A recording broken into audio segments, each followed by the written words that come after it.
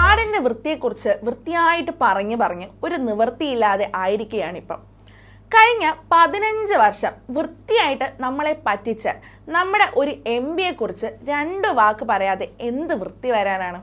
തിരുവനന്തപുരത്തെ തലങ്ങും വിലങ്ങും ഒഴുകുന്ന ആറുകളും തോടുകളും സിംഗപ്പൂർ മോഡലിൽ ക്ലീൻ ആക്കുമെന്നാണല്ലോ താങ്കൾ വലിയ ഗീർവാണം മുഴക്കിയത്.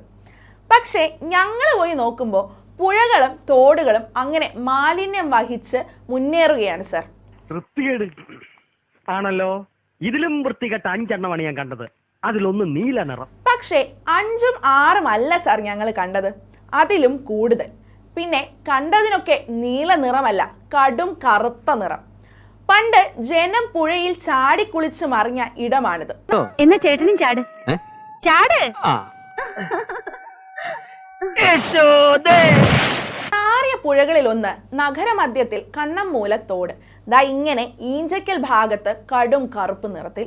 നെയ്യാറിൽ കടലിലെ ഉപ്പുവെള്ളം കയറി ജനത്തിന്റെ വെള്ളം കൂടി മുട്ടുന്നു.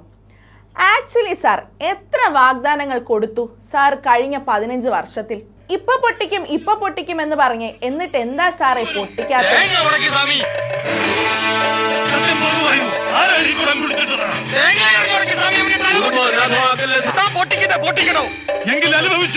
നെടുമുടി വേണു മാത്രമല്ലല്ലോ സാറേ, താങ്കളും ഒരു വിദഗ്ധനല്ലേ ഈ തേങ്ങാ പൊട്ടിക്കൽ പണിയിൽ? ഞങ്ങളതൊക്കെ കണ്ടുട്ടോ.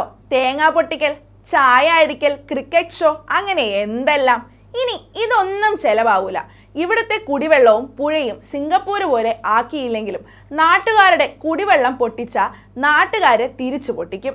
വരുന്ന ഏപ്രിൽ 26-ന് ജനം താങ്കളുടെ വോട്ട് പെട്ടി ഇട്ടങ്ങ് പൊട്ടിക്കും. 15 വർഷമായി ജനത്തെ ശശിയാക്കിയ MPയെ ജനം തിരിച്ചു പൊട്ടിക്കണം കാണാൻ ജൂൺ 5 വരെ നിൽക്കാം. അതുവരെ ജനം വിളിച്ചോ ഇപ്പൊ പൊട്ടിക്കുമെന്ന്.